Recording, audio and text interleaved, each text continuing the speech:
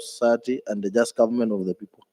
We beseech you to behold with your abundant favor as your servants whom you have been pleased to call to performance of important trust in this country and the Republic of Kenya. Let your blessings descend upon us here assembled, and grant that we treat and consider all matters that shall come under our deliberation in so just and faithful a manner as promote your honor and glory, and to advance the peace, prosperity, and welfare of our country and of those whose interests you have committed to our charge.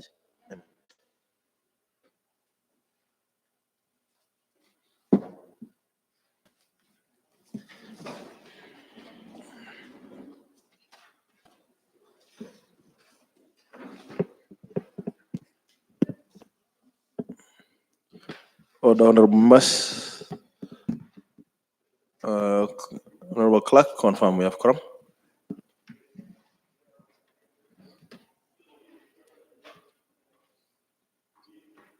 Honorable Speaker, there is no quorum.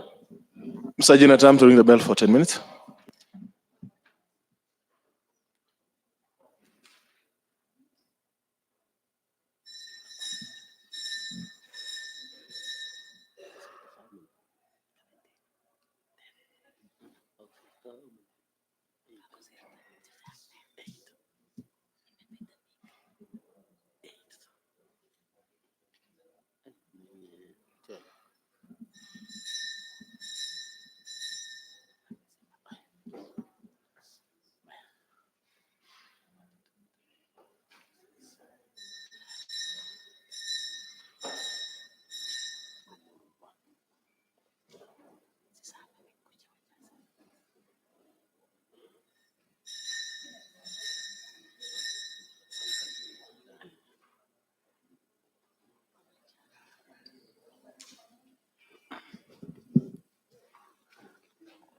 Honorable Speaker, there is quorum. Order number 1. Next order. Order number 2, communication from the chair. Honorable members, wish to make this communication to the honorable members that next week from 28th, that is on Monday, until the 4th, we are going to be having the County Assembly Sports Association trials for the teams that will be traveling to Uganda, and Nandi County has been picked to host the event starting on Sunday. So you will be expecting quite a number of honorable members and staff from across the country, and I would beseech all of us to be available and at hand to welcome the members from the various counties, and also that Nandi County is known to be very receptive. It is also important to communicate the same to the members of the public, that they can also come and cheer and interact with the members of county assemblies from the various counties in this country.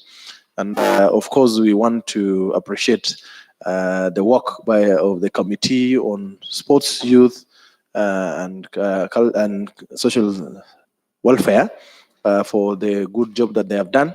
For Nandi to have been awarded that, the committee led by the chairperson, Cynthia Muge, made a plea or a request to CASA and by extension to County Assemblies Forum, and Nandi County was awarded that request. So I want to thank the committee, and also in the same breath challenge them to ensure that the event is successful starting Sunday, and all members will give support to the committee. Next order. Order number 3, messages. Next order. Order number 4, papers.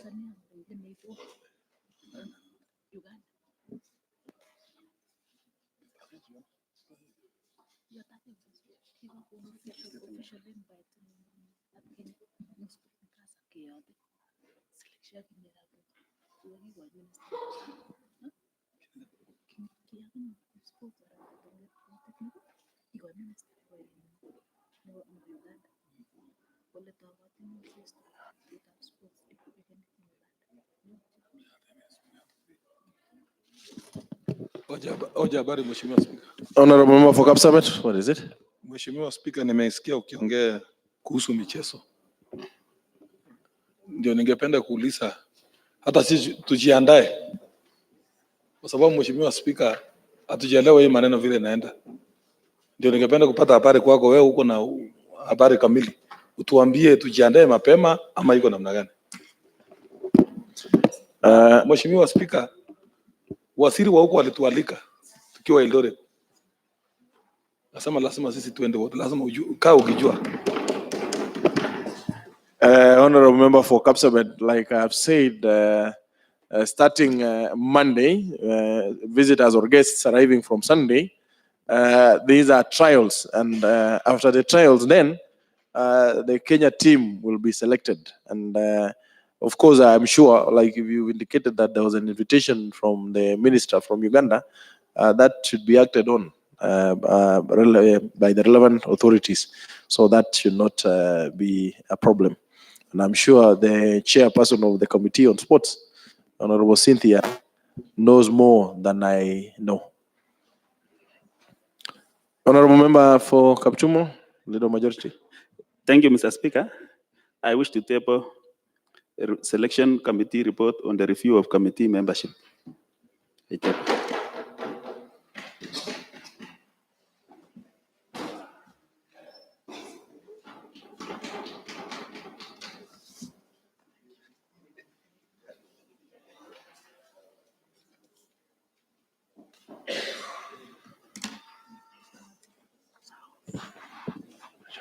All right, honorable members, the report by the selection committee on review of committee membership is tabled, and then the House Business Committee will allocate time for its deliberation.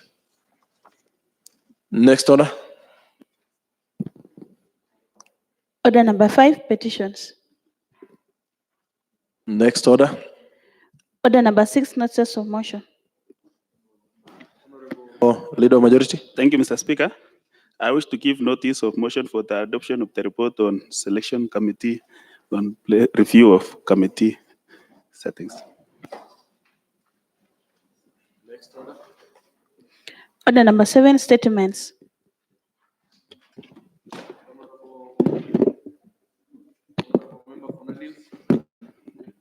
Speaker, I rise to seek an extension of time. Refer to above subject matter that the statement had been sought by Honorable Teresa Mayo on 16th of October. The then chair ruled that I respond to the statement today, 24th. Honorable Speaker, the implementation committee made a visit to Kapsabet Referral Hospital on 22nd on the fact-finding mission on the facility. The committee has also written through the office of the clerk to the CCM in charge of health and administration, requesting for the report on the concern raised in the statement. Honorable Speaker, considering that the committee is yet to receive the information from the CCM for health and administration so as to compile its comprehensive response to the assembly, I request extension of time to be granted to my committee for a period of 7 days.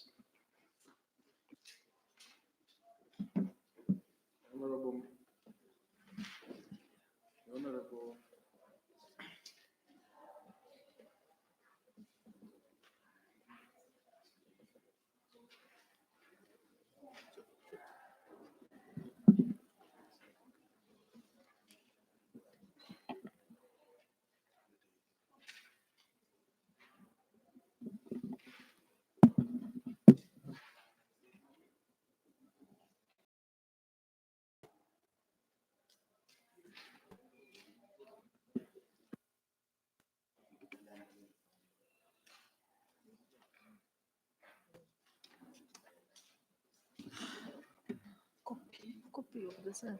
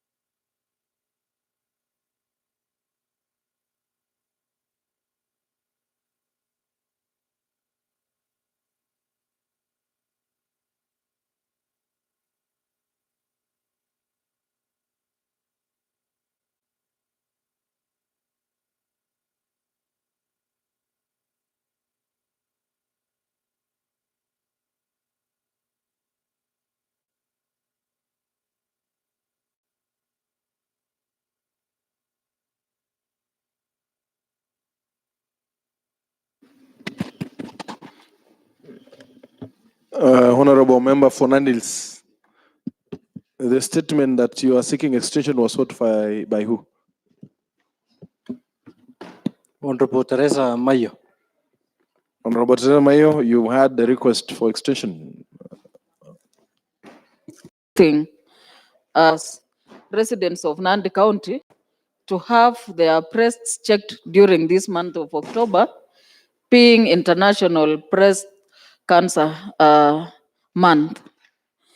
And now that the month is elapsing, Honorable Speaker, and it's like there's nothing else that can be done about it. I would like to use this forum to request honorable members, both men and women, the entire Nandi County, to have their breasts checked. The issue of breast cancer is not only meant for women, but everyone who has breasts. Like I can say ours has some tissues, the men's have less tissues, but they can be affected. on the Inquiry, same. Honorable Speaker. Honorable Member Clara, what is it? Honorable Speaker, I want to inquire from Honorable Teresa whether she's responding on the extension of time requested by Honorable Gideon, or she's informing this House about the breast cancer month. Honorable Member Teresa Mayo. Thank you, Honorable Speaker. I'm responding to the same statement and at the same time trying to make use of the remaining time of the month since October Hoja habari, Mheshimiwa is Spika. breast cancer month. As for my friend, Honorable Order, Clara. Honorable Member for Kapsabet, what is it? Mheshimiwa Spika, ningependa kupata habari kwako. Yeye ndiye anafaa kujibiwa ama yeye ndiye anajibu? Honorable Member for Kapsabet, of course, she is the one to be responded to, but she's reacting to the request for extension of time. Honorable Member Teresa, Maybe an inquiry also. Oh. She responds. order, Is it meant Honorable, for- Honorable Member for Chepkumia. Order, Member for Chepkumia. Honorable Teresa,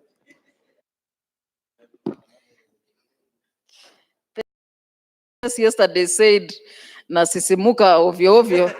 I think it's true about himself, Honorable Speaker. As for now, I will accept the extension of time and I hope Hoja the ni damu, members Mheshimiwa of Spika. what is it? Which order, Honorable Fred? Kipengele namba 76, Mheshimiwa Spika. What does it? What is it about? Mheshimiwa Spika, inasema ukianza kwa Kiingereza unamalizia Kiingereza. Ukianza kwa Kiswahili unamalizia Kiswahili. Honorable Mheshimiwa mwenye ameongea kwa sheria, Mheshimiwa Spika, akitumia lugha yote mbili, Mheshimiwa Spika. Honorable Member Teresa Mayo, you used two languages and you didn't quote, so you are guided by Member for Kapsabet. Yeah, it's true. I was quoting what Honorable Deputy Speaker, just passing by here, said about me yesterday. So it was a quote. I accept the extension of time and I hope the implementation committee, together with the Chair Health, will take this as a serious issue.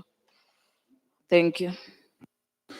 Honorable Member for Nandils, you are seeking for extension of time.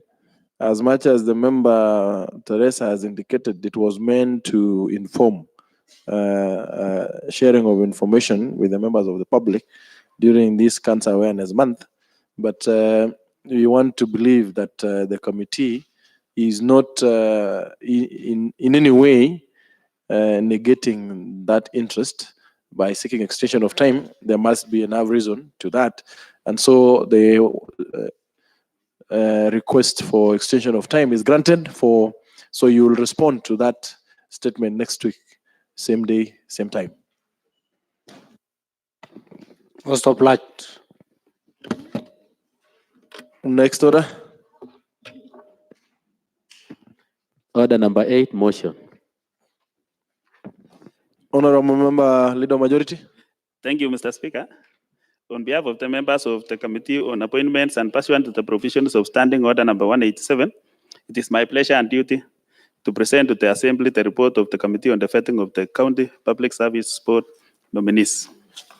Mr. Speaker, on the nomination of the position of the chairperson and a member of the Nandi County Public Service Board, pursuant to Article 179 of the Constitution, His Excellency the Governor forwarded to the County Assembly the names of the following 6 nominees by letter dated 17 September 2019 for vetting by the County Assembly Committee on Appropriation for approval by the Nandi County Assembly for appointment to the positions of chairperson and members to the Nandi County Public Service Board. Number 1, Dr. Daniel Kemei, chairperson, County Public Service Board. Number 2, Ezekiel Kiblimo Jemor, Irene Jepkorir Choge, member. Daniel Mogoi Ruto Kiptarbey, member. Arusei Elisepa, member. On Thursday, 28 September 2019, the Honorable Speaker, pursuant to Section 7, Part 1 of the Public Appointments Approval Act 2017, communicated to the Assembly that he had received the names of the said 6 nominees and directed that the names and curriculum vitae be referred to the Committee on Appointment for vetting and reporting to the Assembly. Honorable Speaker, in compliance with the provisions of the Public Appointments Approval Act 2017, the following procedures were undertaken. 1, the members of the public were invited to submit memoranda and on oath to committee. The invitation was done through print media standard newspaper dated 19 September 2019. 2, the names and details of the nominee were made public via print media, an official county assembly website, and its Facebook page. 3, the public was invited to attend the proceedings via notice in newspaper dated advert of the daily circulated dated 19 September 2019. 4, the period of notice above was within 7 days. 5, the nominees were invited in writing for vetting. 6, the nominees collected and filled the questionnaires as provided for under the first schedule of the Public Appointments Approval Act 2017. 7, the nominees submitted the duly filled form to the office of the clerk. Honorable Speaker, the committee vetted 3 nominees for the position of the chairperson and members to Public Service Board on 26th and 27th September 2019 at the County Assembly chambers. The official answer detailing the proceedings of the vetting exercise is available at the answer.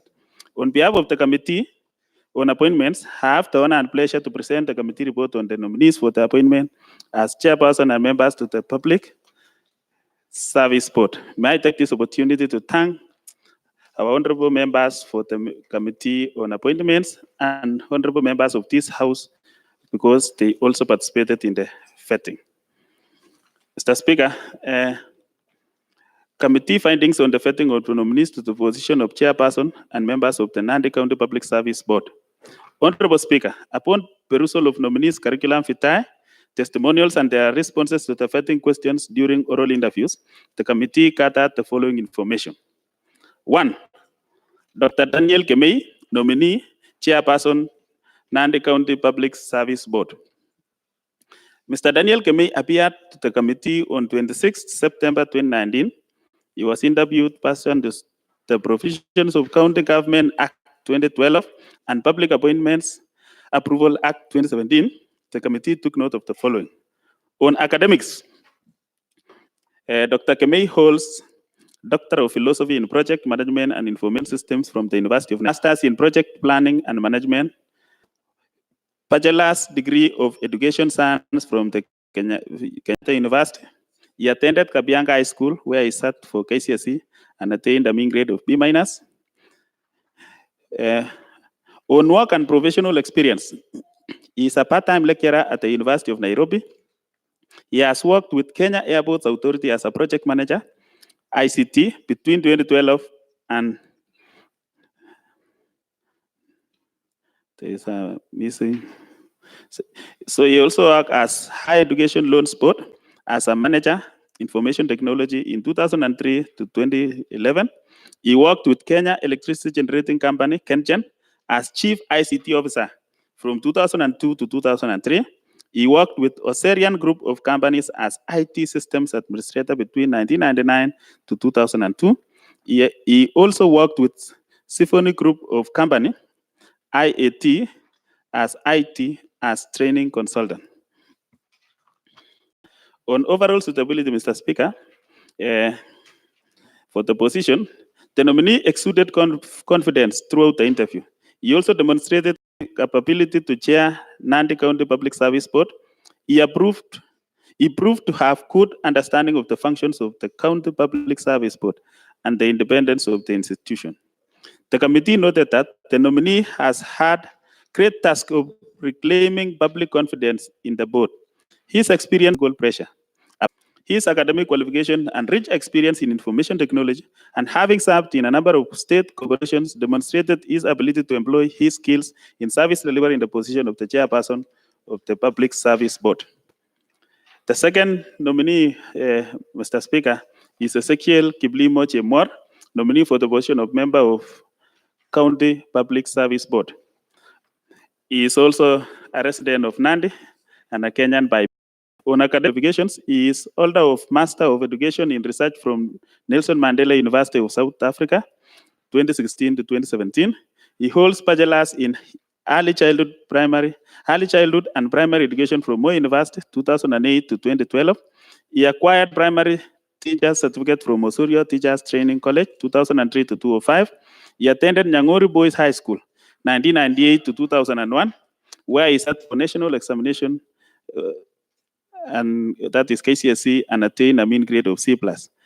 He also attended Kapco Primary School, where he sat for Kenya Certificate of Primary Education in the year 1997. He holds certificate in Education Research Methodologies in East in Africa context at SEMASA from Moi University, 2017. He also holds certificate in Comparative Education from Hatum School, Nelson Mandela Metropolitan University of South Africa, 2016. The nominee attended 2 trainings, one in 2016 and another in 2011. He was able to attend various notable conferences and workshops, including articles in writing and career mentoring at East and South Africa German Center of Excellence in Moi University. On work and professional experience, he worked as a teacher in the following schools: Stewart Light Schools, 2007 to 2008, Kipkeino School, 2009 to 2013, Furaha Academy, 2013 to 2014, Moroni at Kapkerer Primary School, 2014 to 2016. He is now a teacher at Banjas Primary School. Since 2017, has been a lecturer at Apex Institute in Eldoret. He held leadership positions while he was in college and university as a student. Also served in some charitable organizations. On overall suitability, Mr. Speaker, the nominee depicted understanding of personnel management and how to develop professionalism in the public service. He appeared highly motivated to serve the public. He was able to explain the principles, values of public service and the role of the County Public Service Board. Based on his academic qualifications, work experience, and his commitment to serve, the nominee is suitable to serve in public service board. His academic profession from P1 teacher to a master's holder demonstrates hard work. He excellently answered questions posed to him and proved to be a team player, a vital attribute necessary for the running of board's affairs, considering that the decisions of the board are collective. That is Chemor, Mr. Speaker. The next member is Jacob Kipketer Sisei, nominee for County Public Service Board member.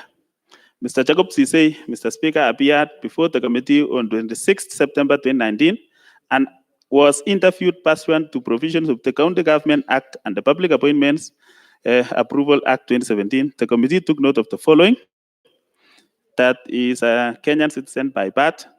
On academics and professionalism, he is pursuing Doctor of Philosophy in Business Management, Strategic Management option in Moi University. In December 2011, he graduated from Moi University with Masters of Business Administration, Strategic Management. He is a holder of Bachelor of Commerce, Accounting option from Moi University 2003.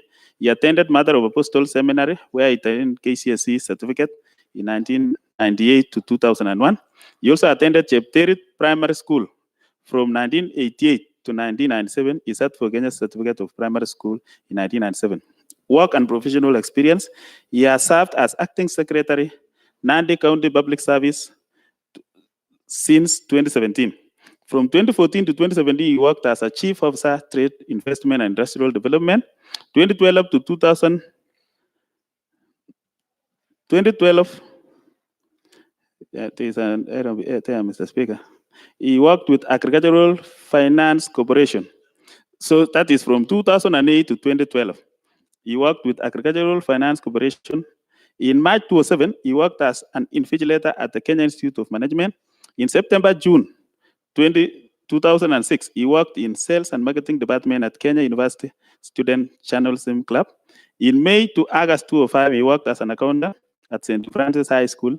In December 2002 and 2007, he worked at Electoral Commission as a polling clerk. In June 2002 to April 2005, he taught accounting and commerce in St. Francis Girls High School. In May 2002, he worked with Electoral Commission of Kenya as a registration clerk. On overall suitability, Mr. Speaker, the nominee was able to answer questions posed by the committee. He understands the roles of County Public Service Board. The nominee possesses requisite academic qualifications and the work experience, having served as chief officer in the previous term of the county government. It was noted that the nominee, while serving as an acting secretary to the service board, developed interpersonal and administrative skills. The nominee demonstrated suitability for the position of the member of County Public Service Board. The next nominee, Mr. Speaker, is Irene Jepkorir Choge, nominee member of County Public Service Board. He appeared before the committee on 27 September 2019 at 9:40 a.m. and was interviewed pursuant to the provision of County Government Act and Public Appointments Approval Act 2017. He is a Kenyan citizen by birth. On academics and professional qualifications, she enrolled for PhD in 2011 at Moi University. She is yet to complete the course. She holds Master of Philosophy in Education from Moi University, that is 2010, Bachelor of Education degree from Moi University 2000. She attended Kapsabet Girls High School in 1991 to 1994 when she did her KCSE and attained a mean grade of B-. She attended Carlisle Primary School from 1981 to 1990, where he sat for Kenya Certificate of Primary Education in 1990. She holds CASNEP certificate for the Certified Secretaries Part 1, Section 1 and 2. Hoja habari Mheshimiwa Spika. Honorable member for Kapsabet. Ningependa kupata habari kama kwa sababu hii makaratasi tuko naye. Angetusomea tu uamuzi kwa sababu atachoka bure na tunaendelea kusoma Mheshimiwa Spika. Honorable member, Asante, Mr. leader Speaker. majority, can you go to the Mr. Speaker, if recommendations? honorable member for Kapsabet as said, I'll just do as he has said, Mr. Speaker. You know, thank you, honorable member for Kapsabet. Now I just go to recommendations, you know, and I like these honorable members, Mr. Speaker. Kumbe, they have read through all the document, and I'm wasting my time repeating. Thank you, Mr. Speaker. Let me just go directly to recommendations, and I thank the honorable member for Kapsabet. Thank you so much. I was even tired. It was tiresome.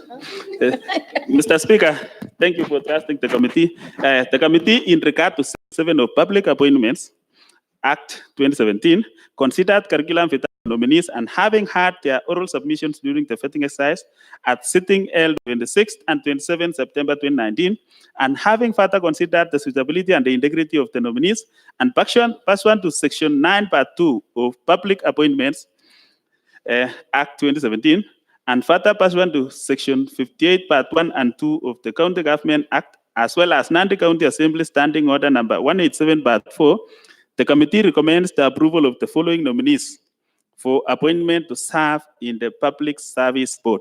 1, Dr. Daniel Kim, Public Service Board. 2, Ezekiel Kiblimo Jemwar to be the member. 3, Jacob Kipketer Sisei to be the member. 4, Irene Jepkorir Choge to be the member. 5, Daniel Mogoi Ruta Kiptarbey to be the member. 6, Arusei Eliseba to be the member. Honorable Speaker, during the vetting of these nominees, I must thank the Honorable Governor. If there are nominees who were God chosen, they are these nominees. At some point, I asked one of them, how did you get this position? He answered, it is God.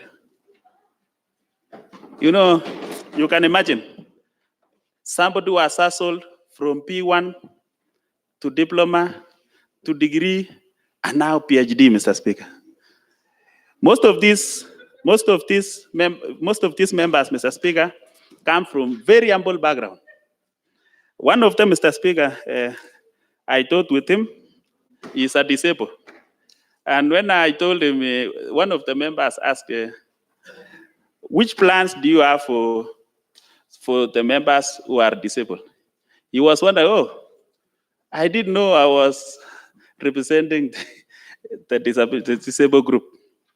But he expressed so much concerns on how he was going to support those members.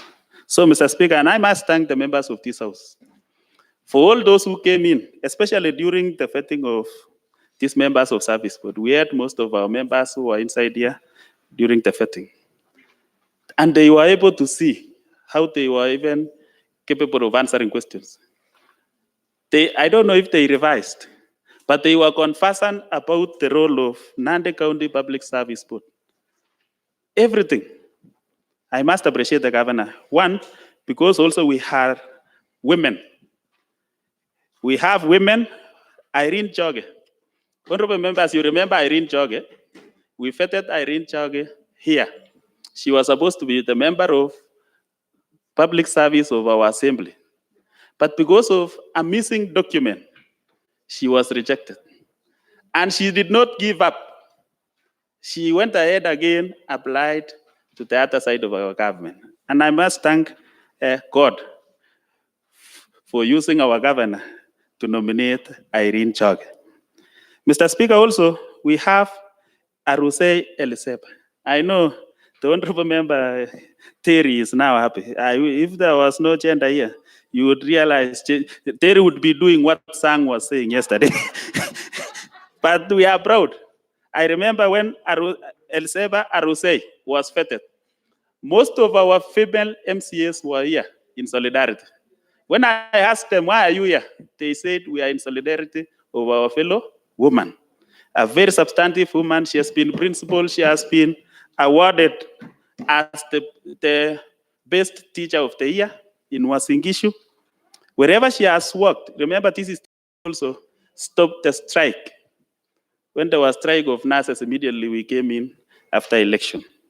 She deserves the position, Mr. Speaker. When we talk about these people, Mwogoi was another one. He would not imagine to have been chosen to be a member of this service board. This is another one who said it is God. So there were two people who said it is God, Mwogoi and Jimwar. And I must thank the governor because getting to have those people from very humble, they also represent the youth. Mwogoi and Jimwar are young men. They are youth. So this has proved for us that as Nandi County, we value our youth.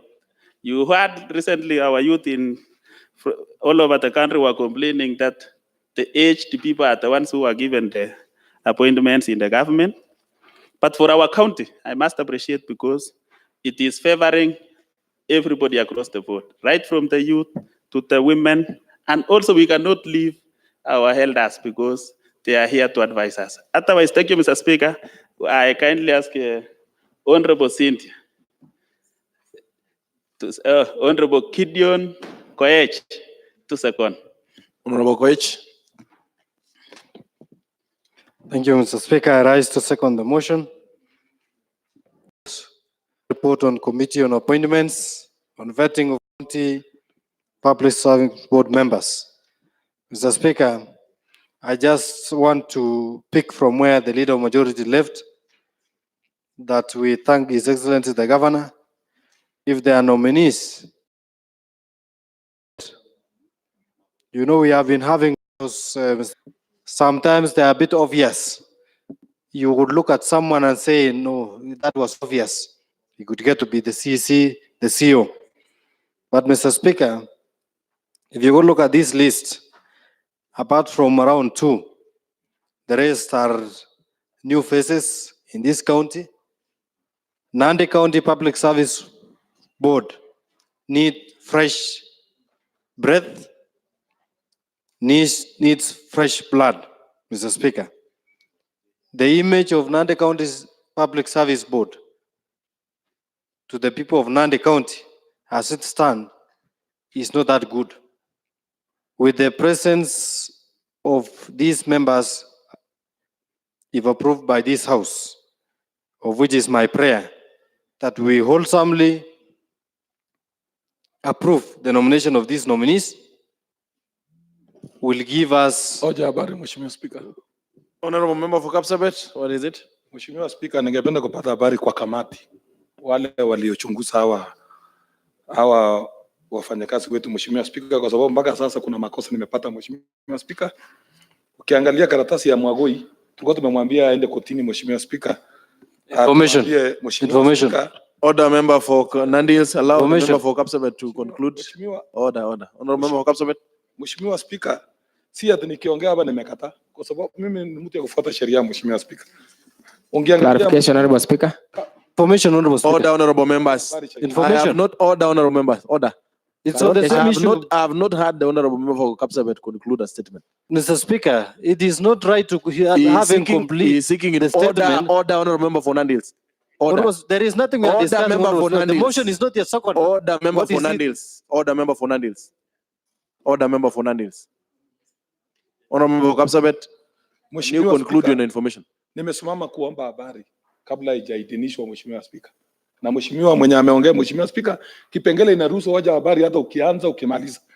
Asome kipengele ndiye ajue, Mheshimiwa. Point of inquiry, Mr. Speaker. Order, Let me order, inquire, order, Mr. Speaker. order, honorable member, leader of majority. Point of Order, order, Mr. Speaker. order, honorable member. Point of order, Mr. Speaker. Order, honorable member Order for. supersedes information, Mr. Speaker. Order, honorable member for Kaptumo. Order, member for Kaptumo. Mheshimiwa Spika, Honorable Fred. ndio ningependa kupata habari. Honorable Fred, you need to be clear on the information that you are seeking. Mheshimiwa Spika, ilikuwa inafaa kwa sababu hata sijafika kusoma majina. Mheshimiwa wamechamuka na niliwaambia jana mtachamuka, lakini ndawashika. Mheshimiwa Spika, anaitwa Daniel Wagoi Ruto, akisoma University ya Egerton. Ukiona Mheshimiwa Spika, ukisonga mbele kidogo, akiwa primary siwo alikuwa anaitwa Kiptarbei Daniel. Mheshimiwa Spika, tusonge utaona. Mheshimiwa Spika, wakati alienda kutafuta akienda clearance pale, Mheshimiwa Spika, alikuwa anaitwa Daniel Kiptarbei Ruto Mwagoi. Na akaambiwa aende kotini, ameenda kwa wakili, Mheshimiwa Spika. Sijaona ile mahali ya affidavit ya kotini, Mheshimiwa Spika, na ndakuonesha Mheshimiwa Spika. Nikienda ya pili, Mheshimiwa Spika, kuna mwenye anaitwa Eliseba Chemutai Arusei. Inquiry, Honorable Speaker. Mheshimiwa Inquiry, Honorable Speaker. Mheshimiwa, Order, honorable member for Nandils. You will respond. You are a Mr. member of the Speaker. committee. Mr. Speaker, Order, honorable allow members. me to inquire, Honorable Speaker. Order, honorable member. Before you finish. Order, honorable member for Nandils. You are contributing, and you cannot rise again to inquire. Allow the member for Nandils, Kapsabet, to conclude, and you will respond. Point of inquiry, Mr. Speaker. Order, member. Point Order, of honorable inquiry, Babu. Mr. Speaker. Order, honorable member Koech. You are misusing standing order 1, Mr. Speaker. Order, honorable Koech.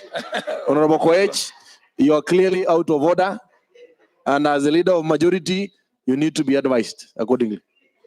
Mheshimiwa Spika, Honorable member for Kapsabet. ya pili, hoja habari ya pili, Mheshimiwa Spika, ukiangalia Eliseba Chemutai Arusei, shahada yake ya clearance, Mheshimiwa Spika, alipata 2017, Mheshimiwa Spika, na nashangaa kamati walikuwa naangalia wapi, Mheshimiwa Spika, na nafikiri kama anasema uongo, fungueni muangalie. Alipata tarehe 14 mwezi wa 9 2017, Mheshimiwa. Inquiry, Honorable Speaker. Ndio nilikuwa nashangaa, Mheshimiwa Spika, ilipita kwa kamati namna gani na ilifikaje kwa bunge, Mheshimiwa Spika? Order, honorable members. Order, honorable member for Chemase.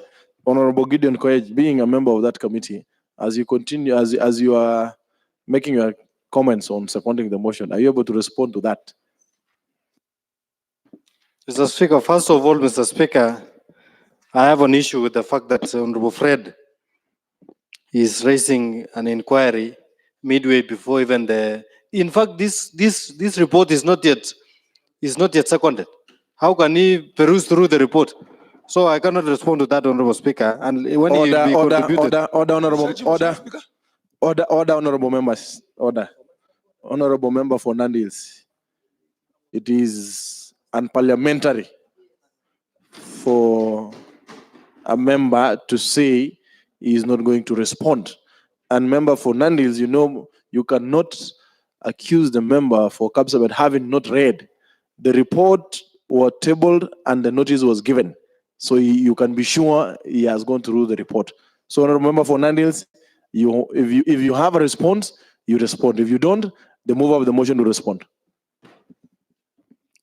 I choose to proceed seconding this motion, Honorable Speaker. As I was still mentioning, the nominees have said will give new breath, new blood to the service board. We need a service board that will inspire confidence from the public, and with the humility of the nominees as portrayed by one Jemor, Mogoi, including the chair, Mr. Speaker, I have no doubt that this particular service board, being the second, we might not. Mheshimiwa Speaker. Order, Honorable Fred. Order, Honorable Fred. Order, Honorable Fred. Allow the member for Nandils to conclude seconding the motion. Then in case there is anything, you will make after that. Honorable member for Nandils. Mr. Speaker, I will request that I'm given ample time to give a good preposition in seconding this particular motion, which is very important, Mr. Speaker. And thank you for coming to my rescue and properly advising Honorable Fred. Mr. Speaker, as I was saying, we bank on these members to be able to give fresh breath to this particular service board. We need a service board that inspires confidence from the public. We need a service board that can go out there and clearly depict a good picture. I was saying, with the humility of one Jemor, one Mogoi, with the consistency of one Irene, who has applied, this was the 7th time, applying for a post in this particular county, Mr. Speaker, I have no doubt that this team is up to the task and will be able to deliver to the people of Nandi County. Mr. Speaker, with the experience of the CISEI and El Seba, any organization, Mr. Speaker, has to have what we call continuity. Having CISEI and El Seba being persons who have been in the system for quite some time is good for consistency. At the same time, Mr. Speaker, if that is coupled with the freshness of the rest of the nominees, I know this particular service board will be able to deliver. Most importantly, Mr. Speaker, I am happy about the answer given by the chair nominee, Dr. Dan Kemei, when asked about the responsibility of the service board to this particular assembly. He was very clear that we will be able to keep in touch, give quarterly reports to this particular assembly in as far as the discussion or undertaking of the service board is concerned. You would remember, Honorable Speaker, that we have requested time and again that we be given a report of the employees that this county has been able to employ, broken down per ward, so that we can know that each and every part of this county is enjoying its share. But we have not been able to get that, Mr. Speaker. I am happy that the same question was asked to the chair and the members, and they all gave an undertaking. They are on the record and now answered, such that we will hold them responsible when that time comes, so that we can get and move this county forward, considering the fact that we have been having battles between the assembly and the executive in terms of relaying of information. So, Mr. Speaker, I have no doubt that these nominees, with the enthusiasm they exhibited, with the experience they have, with the knowledge they have, they will be able to deliver to the best interest of of Nandi County. I thank you and I second this motion. Honorable members, I then proceed to propose that this assembly adopts the report of the Committee on Appointments on vetting of the County Public Service Board members, namely Dr. Daniel Kemei, for the Chairperson Public Service Board, Ezekiel Kiplimo Mogoi, Chamor for Member Public Service Board, Jacob Kipketer Sisei, Member Public Service Board, Irene Chepkorir Choge, Member Public Service Board, Daniel Mogoi Ruto Kiptarbei, Member Public Service Board, and Arusei Eliseba, Member Public Service Board for deliberation. Honorable Member for Kapsabet. Hoja ya River, Mheshimiwa Spika. Nilikuwa nimepata taarifa kuhusu hao watu wawili, Mheshimiwa Spika, kwa sababu unajua kulingana na sheria, Mheshimiwa Spika, sijui walifikaje kwa hiyo kamati. Ningependa kuuliza kiranja wetu wa bunge hii ya kwamba wakati walikuwa wanafanya uchunguzi, Mheshimiwa Spika, sijui kama hawakuona ama ilikuwaje, kwa sababu ukiangalia 2017, Mheshimiwa Spika, hiyo ni mbali sana, Mheshimiwa Spika, na sheria inasema lazima ni ya kila mwaka, Mheshimiwa Spika. Ndio ningependa kuuliza Mheshimiwa Spika, jana nilikuwa naona watu wakichamuka, nikashangaa kwa nini, na kumbe kulikuwa kuna makosa mbele na nilijua, Mheshimiwa Spika. Mheshimiwa Wagoi, sijui anaitwa Wagoi ama Mwagoi, Mheshimiwa Spika, sheria inasema ako na jina yote mbili, ameandika Wagoi na ameandika Mwagoi. Na ningependa kuuliza Mheshimiwa Spika, kama kipengele inaruhusu, tuko na mawakili hapa. Sheria inasema wakati unaenda kutoa affidavit, Mheshimiwa Spika, unaenda kotini, sio kwa wakili, Mheshimiwa Spika. Na ukiangalia yeye ameenda kwa wakili, Mheshimiwa Spika, na ameleta hiyo, na tena Mheshimiwa Spika haionyeshi wasi ni tarehe ngapi alienda, Mheshimiwa Spika. Sijui kama yangu ndio ilikuwa na makosa, lakini nimejaribu kuuliza Mheshimiwa Spika, lakini sina shida nao. Kwanza nilikuwa wakati walikuwa na fanyiwa majaribio, Mheshimiwa Spika, ni watu walikuwa wanaongea mzuri, Mheshimiwa Spika, lakini nikashangaa ni sheria gani ilimulete mpaka hapa. Honorable Member for Kaptumo, the leader majority. Thank you, Mr. Speaker. Are you able to respond to that? First of all, let me thank Honorable Fred because he was the same question, and I must thank him because when he asked the same question during that time, he must have saved this guy because he might have not come with an affidavit. During that session, Mr. Speaker, we asked the nominee, to get us the sworn affidavit, which I think it is already in that document, Mr. Speaker. When you see there is one written, Daniel Wogoi, that is a degree certificate, Mr. Speaker. It takes very long process, Mr. Speaker, to make corrections on certificate. I think you understand that one. He is still in process of correcting his bachelor's degree certificate. Secondly, Mr. Speaker, the nominee said when he was in primary, and you know Nandi culture, Mr. Speaker, even myself, I need to make to swear affidavit because KCB certificate I was called David Kibiego. But when I was in Form 3, I went to circumcision. I was given another name, Koech. So when I was in Form 4, I was called David Kibiego Koech. It is the same thing with Mwogoi. That is exactly what he said. He told us when he was in primary, he was calling himself Kiptarbei Daniel. But during the process in high school, he was circumcised. He was given another name, Mwogoi and Ruto. You know these Kalenjin names, Mr. Speaker. But we appreciate the fact that he went ahead and produced a sworn affidavit, Mr. Speaker. I think it is attached. And if the honorable member does not have, we can ask, you can direct, Mr. Speaker, our clerks to submit the same affidavit to the honorable member. Honorable Fred. Pia, Mheshimiwa Speaker, ningependa tusomee ni tarehe ngapi alienda kotini, Mheshimiwa Speaker, kwa sababu tumejaribu kuchunguza. Ni yale tunachunguza. Na si ati tuko na shida nao. Ni sheria ndio inasema hivyo, Mheshimiwa Speaker. Agu chipu ya Chemutai Arusei.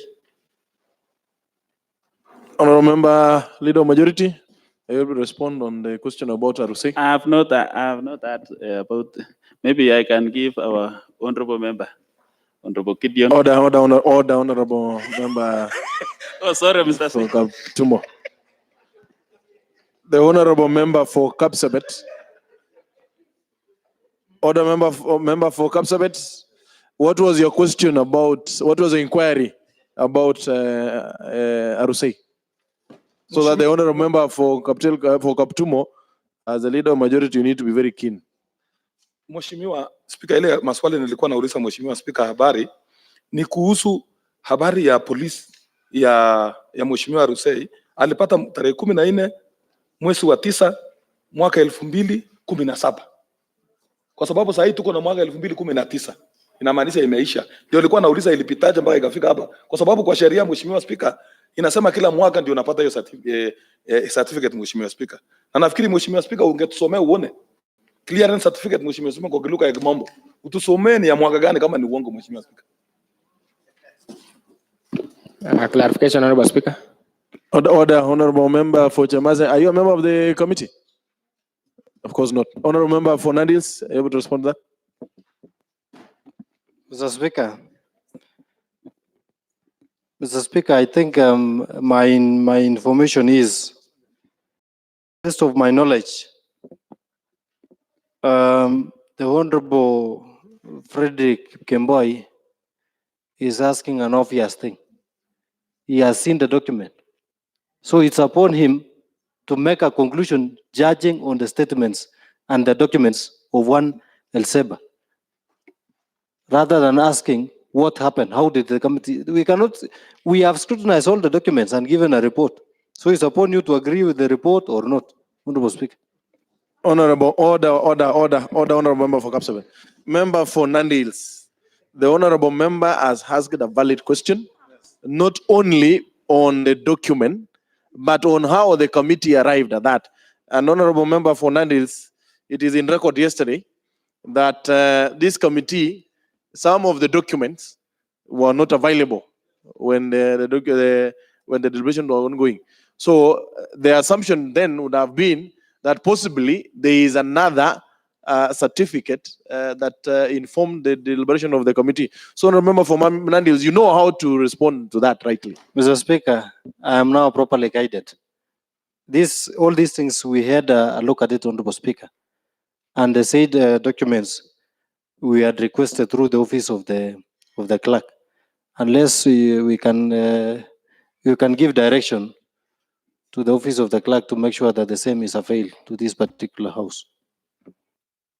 Order, honorable members, I think that before the conclusion, we will get the way forward on Inquiry, Honorable Speaker. Honorable member Clara. Honorable Speaker, I would like to inquire from Honorable Fred, instead of taking us in circles, if he's aware of an act that would deny Eliseba the certificate of good conduct, then he lets this house know. Otherwise, all of us know Eliseba, she worked in this government as a CEO, and even in this government, he acted for more than 8 months, and we know her to be of good moral standing and dignity. So if he's aware of an act that would deny her a certificate of good conduct, then he tells us. Order, honorable Fred. Order, honorable member Clara. Like you indicated, all of us know her, but none of us can be able to issue the certificate of good conduct from the police. So, honorable members, I would allow then the deliberation on the. Honorable Speaker. What is it, honorable member for Nandi? My inquiry is whether Honorable Clara is in order to dig into what you have given direction, that you will be providing direction on the same issue, Honorable Speaker. Order, honorable members. Then, honorable members, let's proceed with the deliberation on the report, save for the name Elseba, as we seek guidance, further guidance on the same. Honorable member Chemnyango, just in For coming both of the county public service board. Mr. Speaker, when I come and talk about the nominee member to the chair public service board, Dr. Dan Keme, Mr. Speaker, I know him very much, that Dr. Dan Keme come from the humble background, and he also qualified in his academic. Mr. Speaker, Dr. Dan Keme all a doctorate in philosophy in project of management and information system from the University of Nairobi. And also, Mr. Speaker, in the association membership of training. He is a member of various organizations with additional responsibilities. Mr. Speaker, I also thank the list that our governor give to this house, because if you go through the whole list, Mr. Speaker, you see the 6 members, we have 2 women, we have youth and people living with disabilities. So, Mr. Speaker, I hate this house and let us support this report, because this report is a good report and all members are qualified. So I hate the Honorable House. Let us pass this report. Thank you, Mr. Speaker. Honorable member from Walter Teno. Pia mimi naunga ripoti ya kamati hii kwa dhati, Honorable Speaker, kwa sababu nimepitia haya makaratasi, Mheshimiwa Speaker, ya cheti ya masomo. Nimeona ya kwamba wote, Mheshimiwa Speaker, kuanzia Mheshimiwa Speaker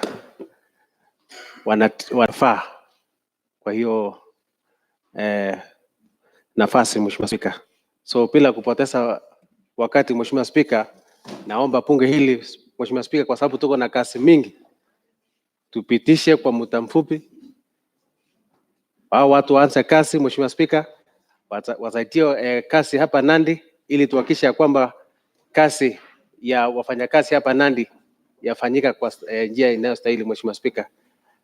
Kwa haya machache, Mheshimiwa Speaker, nimeona makaratasi ya Elsepa ambayo yametajwa sana na Mheshimiwa Kapsabet Fred Kipkemboi, na nimeona tu ni cheti ya polisi ambayo iko na shida, Mheshimiwa Speaker, lakini kwa ile report ya kamati, Mheshimiwa Speaker, ambayo waliandika, wametaja ya kwamba kwa ile vitu yote ambayo alitoa, Mheshimiwa Speaker, alikuwa anahitimu kufanya kazi katika service port ya Nandi County, Mheshimiwa Speaker. Naunga mkono, asante. For giving this chance. I want to start by also thank Honorable Governor for the team that he gave us.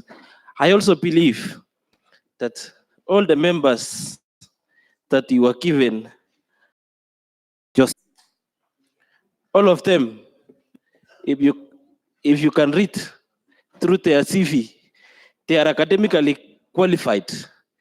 They are very, very confident. Some of them whom I know personally includes Jacob Kipketer. Jacob Kipketer is a seminarian like me. He was my friend and he was my classmate from 2001, from 98 to 2001. From when he was in the seminary, he was the head boy. And he worked with a lot of integrity, leading the school, that is the seminary. Thereafter, he went to Kenyatta University. And I wanted you make some corrections in the report, because the first degree was in KU, not Moi University. So I think that was a mistake by the report. You correct that one. So Jacob worked well as a CEO, and again, recently when he was acting as a secretary to the board, you all know how he worked. He was very competent. Another guy is called Mogoi. That Mogoi happens to come from my ward. That Mogoi is not just from my ward, but from the next village where I live. We grew together from the time of childhood to the current date. He is a man of integrity. He is respected in the society. He is an opinion leader and participates actively in development of the community. I can members that Mogoi is qualified, very competent, from humble background. Eliseba, members, for your information, was the CEO, acting CEO for health when I was the chair for health. We worked together. She was very much competent with a lot of, and she always consult. We worked together with the committee And I can assure you, Eliseva will never let us down. Otherwise, all other members, I rely on the report of the committee, and we trust our committee in the information that they gave us. I support the report. Thank you.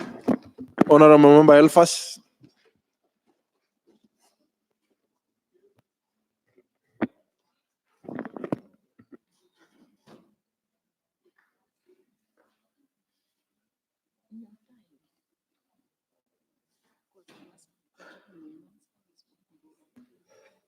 Mr. Speaker, I want to take this opportunity to say thank you for giving me this opportunity to air my sentiments. Now, Mr. Speaker, I beg to use Kiswahili language. Honorable Member. Honorable Member. You should have begun with the language of that you desired. And Honorable Member, unfortunately, you started with English. You must conclude with English. Asante sana Mheshimiwa Speaker, ni vile hizi mashini zilinisumbua, lakini nashukuru sana kwa huo mwelekeo. Mheshimiwa Speaker, nataka nichukue nafasi ya kipekee nishukuru ambao walisimamia hiki kikao, kwa sababu yale kazi ambaye walifanya na ile ambaye mimi mwenyewe binafsi niko naye kwa hawa wasomi ambao walikuwa wanaongozwa na Mheshimiwa majority leader wetu na Mheshimiwa kutoka Nandi, watu ambao ni wasomi sana, ambaye nina imani kwamba yale makaratasi ambaye walikuwa wanapitia na yale maswali ambayo walikuwa wanazingatia wakichagua wale ambao tungetamani kuwapitisha leo, walifanya kwa ustadi na uweledi sana. Mheshimiwa Speaker, nimepitia makaratasi ya hao waheshimiwa ambao tunatarajia kupitisha siku ya leo, na nimeona karibu wote wako na uweledi ambao tukipea fursa ili wafanye kazi ambayo wanatakiwa wafanye, bila shaka hatutakuwa na wasiwasi kwa yale kazi ambayo watakuwa wanazingatia. Wote ni wasomi na wote ni watu ambao wamefanya kazi katika idara mbalimbali katika nchi yetu ya Kenya, na ile akili na ujuzi ambayo wako nazo, bila shaka tukipea nafasi, nina imani kwamba watazingatia, watatekeleza kazi yao kwa umakini, na tutapata watu ambao watakuwa wakielekeza kaunti yetu ya Nandi kwa njia ambayo inastahili. Mheshimiwa Speaker, naomba waheshimiwa wenzangu tuwapitishe hawa wangwana, kwa sababu hawa mama na wazee ambao tumepatia nafasi watakuwa wanafanya kazi bila mapendeleo, bila chuki, na watafanya kwa manufaa wakifuata na kuzingatia sheria ambaye inatakana katika service board yetu ya Nandi County. Mheshimiwa Speaker, naomba hao waheshimiwa tupitishe hao, tupatie nafasi ili tuone ujuzi yao, kwa sababu wengi wao wamefanya kazi katika maitara ambayo inahitajika katika nchi yetu ya Kenya. Hawa tukupatia nafasi kwa sababu tuko na muda chache ya kutekeleza kazi yetu. Mimi niko na imani kwamba ile kazi tutaona katika kaunti yetu itakuwa ya manufaa sana. Mheshimiwa Speaker, naunga Honorable Member. What is it, Honorable Member for Kapsabet? Mheshimiwa Speaker, ningependa kupata habari kwa Mheshimiwa rafiki yangu Cheruiyot. Mheshimiwa Speaker, nimesikia akiongea kwa nguvu na nashangaa yeye ni msomi kuliko mimi. Kwani ajiangalia hata tarehe peke yake, hajawahi angalia kwamba wale wote hawajaidini kwa ile sheria walikuwa wanataka. Mheshimiwa Speaker, unasema tupitishe na sheria inamkataja Mheshimiwa Speaker. Honorable Chepcherwai Elfas. Mheshimiwa Speaker, nafikiri nimetangulia kwamba wale ambao walikuwa nasimamia hiki kikao ni watu wasomi, na tulipatia hao nafasi wapitie na waulize hao maswali, na mimi najua kwamba hakuna mheshimiwa ambaye alikatazwa kuingia katika hiki kikao ili kuuliza hao maswali. Order. What is it, Honorable Member for Kapsabet? Ningependa kujulisha rafiki yangu kwamba hii si kikao, ni kamati. Hii kamati walisimamia, si kikao, ni kikao kama baraza. Mheshimiwa Speaker. Honorable Member for Chepcherwai. Proceed, Honorable Member for Chepcherwai. Asante sana Mheshimiwa Speaker, nataka kushukuru Mheshimiwa mwenzangu Fred kwa sababu yeye ni Mswahili kamili. So ile kamati ambaye walikuwa nasimamia, asante sana, kamati ambaye walikuwa nasimamia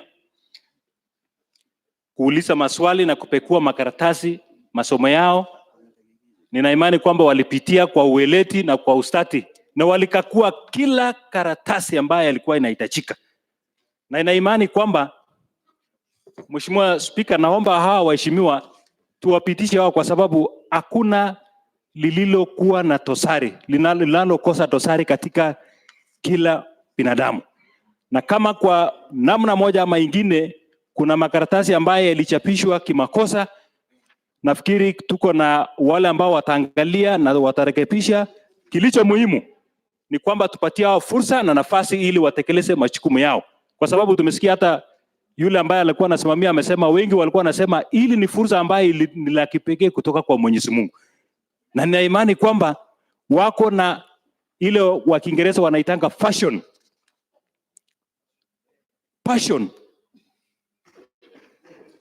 Mheshimiwa Spika, tupatie hao nafasi na mimi naunga kwa 30. Asante Mheshimiwa Spika. Asante sana Mheshimiwa Spika. Ya kwanza nashukuru kamati kwa kazi mzuri waliofanya Mheshimiwa Spika.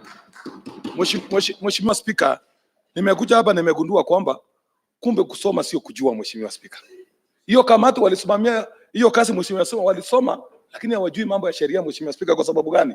Kama wako angalia kwamba sheria lazima uangalie mtu kama pengine amefungwa jela, pengine ameiba, hiyo ndio uchunguzi inaruhusiwa Mheshimiwa Spika. Hawako angalia hiyo, lakini kwa huyu jamaa anaitwa Mwagoi Mheshimiwa Spika, nimekuwa hapa akifanywa uchunguzi. Huyu jamaa hata nashangaa kwa nini aliomba hii kazi. Huyu jamaa ni mwalimu number 1 Mheshimiwa Spika. Ilikuwa nafaa yeye hapa, hata nashangaa Mheshimiwa Gavana ameleta ile walimu wazuri wakuja hapa Mheshimiwa Spika. Ndio nimeshangaa kumbe Kenya hakuna kazi. Mheshimiwa Spika, nimeomba waheshimiwa kwamba tuwapitishe Mheshimiwa Spika ili wakuja wafanya kazi Mheshimiwa Spika. Mheshimiwa Spika, sheria inaruhusu. Tumpatie nafasi siku 14 aende atuletee hiyo karatasi Mheshimiwa Spika, na najua kama Madam Arusai Mheshimiwa Spika, tuliwahi fanya kazi na yeye Mheshimiwa Spika. Hata wale wanaongea hawajui, mimi ndio najua zaidi, kwa sababu walifanya kazi namba 1 kwa ile serikali iliyopita. Na nafikiri wale wanajua watajua yeye ni mzuri. Lakini tunajuaje kama si pengine sheria imemshika mkono Mheshimiwa Spika? Lakini kwa sababu najua roho yake na ile kazi amefanya, mimi naunga mkono apitishwe Mheshimiwa Spika, akuja afanya kazi Mheshimiwa Spika. Ukiangalia Mheshimiwa Spika, wakati watu walikuwa wameshindwa kutibiwa hapa Mheshimiwa Spika, yeye ndiye aliweza kuongea na ile kamati, na ile kamati inasimamia madaktari Mheshimiwa Spika, ili wakubaliane warudi kazi, na nafikiri kazi ikaendelea Mheshimiwa Spika. Hiyo peke yake inamruhusu aendelee Mheshimiwa Spika. Na wale waheshimiwa wanachangia, wanatuambia ati huyu wako na ishada fulani, diploma sijui nini Mheshimiwa Spika. Hiyo hatutaki hiyo. Tulisema tunataka roho Mheshimiwa Spika, wakuja watufanyie kazi roho safi Mheshimiwa Spika. Kwa sababu kwa nini Mheshimiwa Spika anasema hivyo? Tulikuja hapa Mheshimiwa Gavana mwenye alikuwa anaenda Chematel alitoa wasomi, lakini tulianguka tukakuwa namba mwisho Mheshimiwa Spika. Lakini raundi hii ukikuja hapa tuambie huyu, unajua kwa ile board Mheshimiwa Spika, hakuna mahali shahada ya degree inafanya kazi.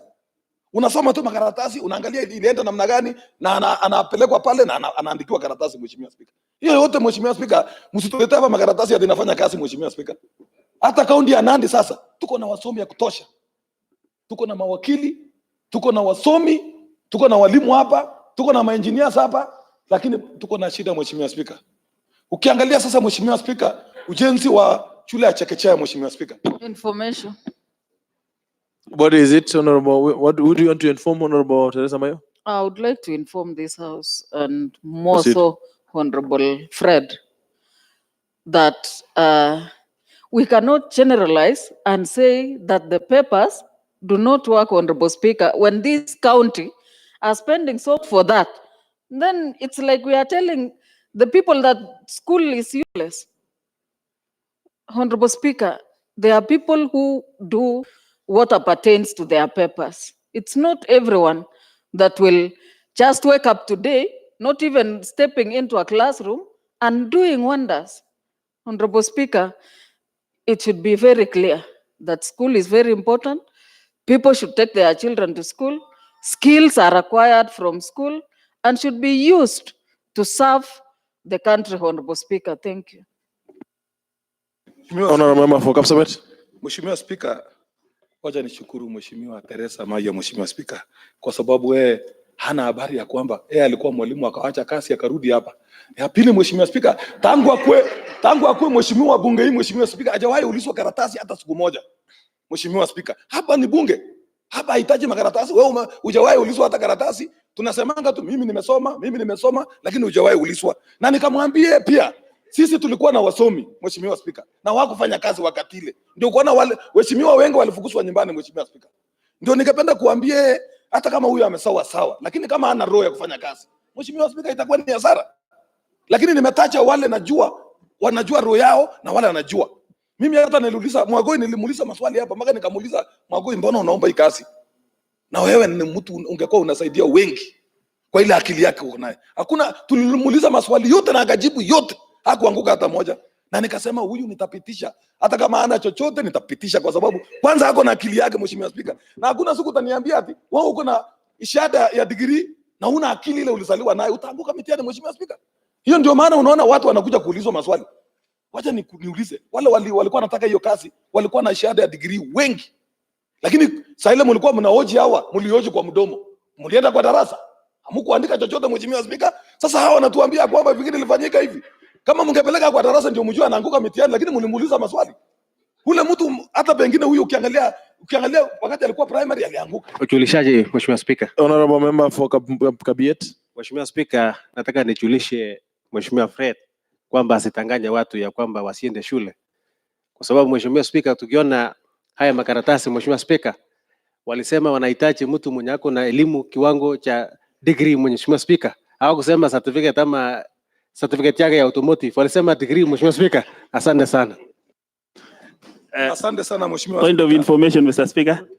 Would you want to inform Honorable Leader? I want to second Honorable Walter Teno. Order, Honorable. Speaker. Order, Honorable. Information, Mr. Speaker. Who do you want to inform? Mr. Speaker, I was wondering, Honorable Fred, as we speak, is in school. And he is here saying education is not important, Mr. Speaker. It is ironical. Honorable Fred wants to cheat our children, as himself is pursuing his course right now in Oleso's Technical Training Institute. Is it in order to cheat the others that education is not important, while himself he is very busy studying? And he told me he wants to go up to doctorate, Mr. Speaker. It is. Order, honorable members. Order. Honorable Member for Kaptumo. Your sentiments are in order, save for the use of the word cheat. Honorable Member, you know that is unparliamentary. So you need to use the proper word. Mheshimiwa Speaker. Order, honorable members. Member for Kaptumo, you need to withdraw that. To withdraw, the use of that word. I withdraw cheat and use mislead, Mr. Speaker. Member for Kapsabet, you will be concluding. Mheshimiwa Speaker, unajua ile kitu inanishangaza, Mheshimiwa Speaker, hakuna mahali nimesema masomo si ya maana. Nimesema tuliwaweka wale walikuwa na mashahada mingi, tuliwaweka wakati ya serikali ya Jemateli. Lakini hiyo shahada haikutusaidia sisi wale waheshimiwa wengine wasirudi hapa, walienda nyumbani. Nikasema kwa wao wote, kwa sababu kila mtu siku hizi wamesoma, Mheshimiwa Speaker. Nikasema kwa hawa tunataka roho yake yenye yako naye atusaidie kufanya kazi kwa roho mzuri. Mheshimiwa Speaker, ukiangalia hii nafasi Mheshimiwa Gavana anajaza, Mheshimiwa Speaker, kuna wale hata wale walitolewa walikuwa na mashahada, Mheshimiwa Speaker. Lakini kwa sababu roho yao hawakutaka kufanya kazi, hiyo ndio ilifanya tukawabadilisha, Mheshimiwa Speaker. Ndio nikawaambia waheshimiwa, kama hawa wawili yenye nimesema, Arusei na Mheshimiwa Mwagoi. Arusei tumefanya kazi naye, najua roho safi na ni mkali, si rahisi. Mheshimiwa Mwagoi nilimuuliza maswali nikasikia alijibu yote. Hata hao waheshimiwa waliouliza. Nikasema sawa, hao watu kwa ile maswali niliwauliza sikuwapeleka darasani, Mheshimiwa Speaker. Nikuuliza tu maswali. Wote hata tungesema wote walete makaratasi yao kwa Mheshimiwa Speaker, wote wangekuwa na mashahada kuliko wengine. Lakini wale walikuwa wanachunguza kumahoji, Mheshimiwa Speaker, aliwauliza maswali. Hiyo ndio imekuwa uchungu kwa watu. Wameulizwa maswali. Hii kazi utafanya namna gani? Kwa sababu tayari yako na makaratasi. Sasa ni uwezi kuniambia tu huyu mwenye yako na mashahada mingi ndiye anafanya kazi kuliko mwingine.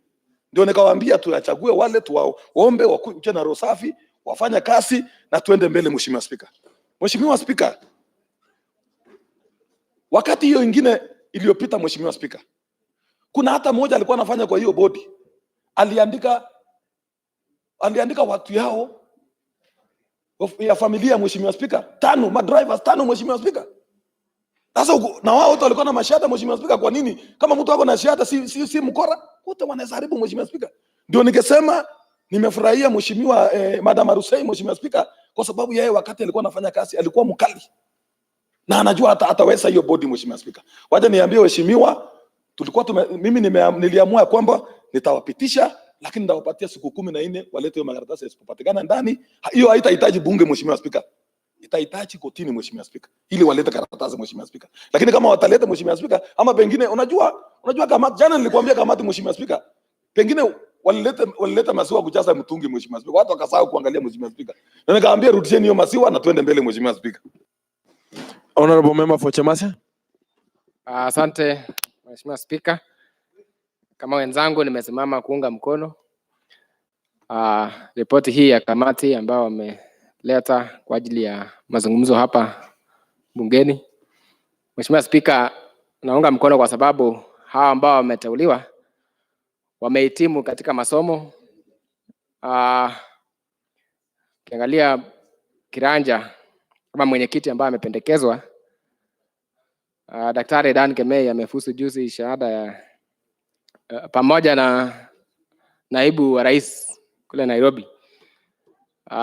Mheshimiwa Spika, kamati hii hao ambao wameteuliwa pia wamehitimu, wamezingatia mambo ya katiba, hasa ile kipengele cha kinachojulikana sana kama chapter 6 kwa lugha ya Kimombo.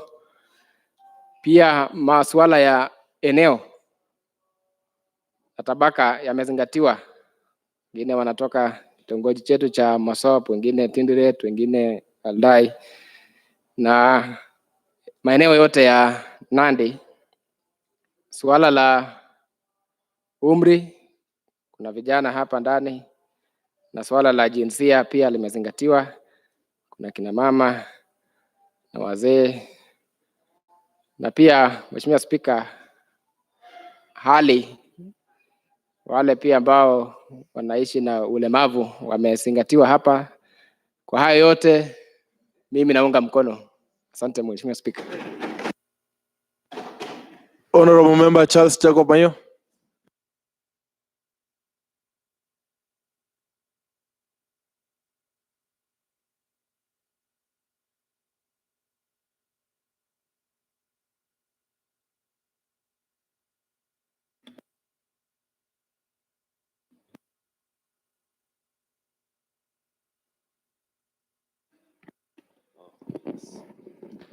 Thank you, Honorable Speaker, for allowing me to air my views concerning the nominations of these public service officers. I want to thank the committee for the appointment, for selecting these nominees to these positions. I've perused over the papers. They are qualified, and I would like to appeal and have a prayer that in this county, we have workers in this county, and they have not been given their positions. So we want to develop a scheme of service so that we have each workers being in their positions. In this county, we have cost workers. I have a prayer that these nominees in the public service do put the workers in this county in the right places and have them being put in the right places. I want to thank the committee for doing their work. I support this committee. Honorable member Bombok. Thank you, Honorable Speaker. Mine is only to add a few things to these members who have been appointed to serve in our county. While honorable members have been taking most of the time in appreciating the committee, likewise, we as members of the committee would wish also to appreciate the honorable members because they are as equal to the task again, because when they have just come in, they have gone through the CVs and found out that at least if few errors were there, like what Honorable Fred has said, he has been very keen, although skipping from the truth of the papers, yet at a time, what he was requesting was in the paper. So I hope, Honorable Speaker, these members went through a thorough vetting, and they did, as also members, they tried to answer several questions, including those which honorable members asked. Like honorable member who is a speaker today, there was some only answer the questions from honorable members of appointment committee, but they did answer questions from honorable members which were tough. So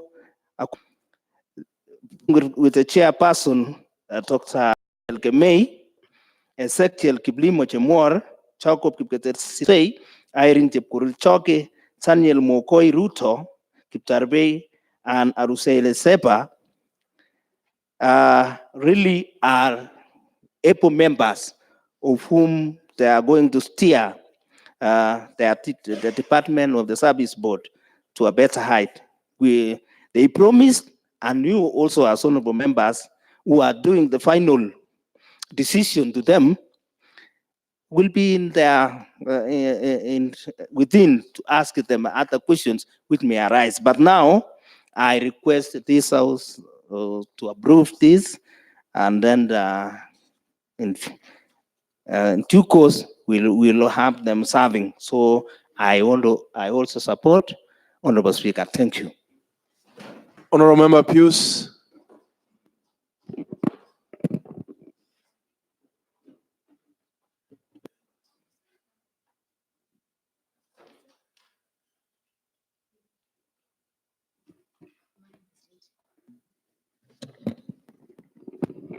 Asante sana Bwana Spika kunipatia hii nafasi ya kujangia hii nomination ambapo imetolewa na wanakamati na pamoja na gavana wetu. Nafikiri kuanzia chairman na wale member ni watu ambapo tumepitia makata zao iko sawa sawa, ni watu ambao wamehitimu. Nafikiri Bwana Spika, mimi naunga mkono kwa sababu Mwagai na Jacob na mjua Sisei na wale wengine siwajua, lakini vile wamefanywa vetting mambo iko sawa sawa. Kwa hivyo sina upingamizi, tunataka hao tuwapatie kazi ili wasaidie sisi katika Nandi hii na waendelee na kazi yao nzuri. Hiyo ndio tunaomba, kwa sababu kweli makaratasi inatakana kulingana vile ilitakana, lakini na tungeomba hao tukipatia wao kazi wao na roho ya kufanya kazi katika Nandi. Unajua mtu kweli anaweza kuwa na makaratasi lakini saa zingine ana roho ya kujitolea kufanya kazi na wananchi. Kwa hivyo mimi napenda kuunga mkono, sina upingamizi. Asante sana kwa hayo machache. Honorable Member for Chemundu. Asante sana Bwana Spika kwa kunipatia hii nafasi.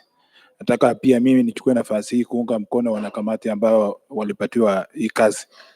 Kwa kweli mimi najua CC, sijui wale wengine, lakini moyo wa CC na ana elimu, yeye ni mtu ambaye anaweza kupatiwa kazi. So Bwana Spika, bila kupotesha wakati ungetoa uamuzi. Asante sana. Honorable Member for Terik, Osborne comment. Order. What is it, Honorable Member for Kapsabet? Mheshimiwa Spika, ningependa kupata habari kuhusu hii mashine tunatumia. Siku gani tunalalamika kila siku Mheshimiwa Spika, kwa sababu ukiangalia Mheshimiwa Kifinya yenye kazi. Ningependa kupata habari kwa ofisi ya clerk ni siku gani ndio itarekebishwa, kwa sababu imemaliza miaka.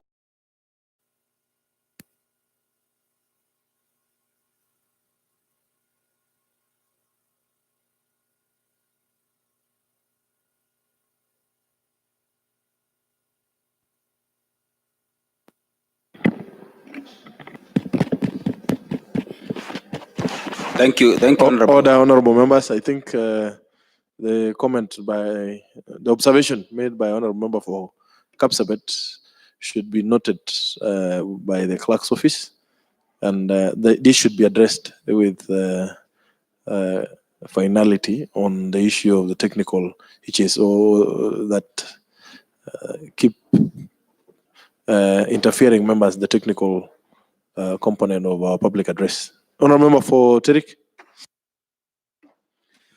Thank you, Honorable Speaker. Let me start by first really thanking the committee for the good report on the nominations of members to the board. Secondly is that as indicated from yesterday is that we do not have time. We really need people to start serving, filling the vacant offices and be able to serve our county. So I would really start by saying that I'm one of the happiest persons today seeing the list of the nominees. Basically because it has proven to our board, to this house, that the County Assembly Service Board actually did its best in getting one of the best, who was by then Irene Choge. So we did the board did not take wrong choices. It was good choice. So it is. I'm happy today that she's one of the nominees we are also vetting for the second time in this house. The second part is that I'm also happy that the list we have is actually made up of professionals, people who've actually worked hard to be where they are today. If you talk of Daniel Kemei, he is a hardworking person. Jacob Ketersi say very hardworking also. He has had to improve his academics up to the level he is.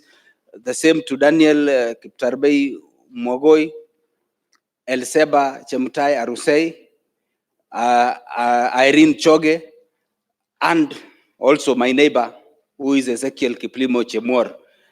I know the efforts that they've actually put is not by any chance small feat. They have really worked hard to ensure that they are what they are wherever they are today.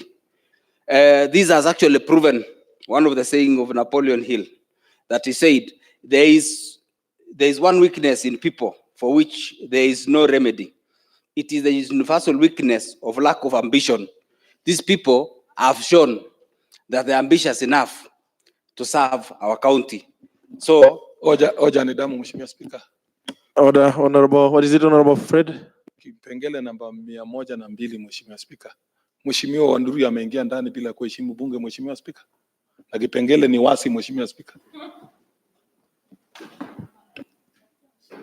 Order, honorable members.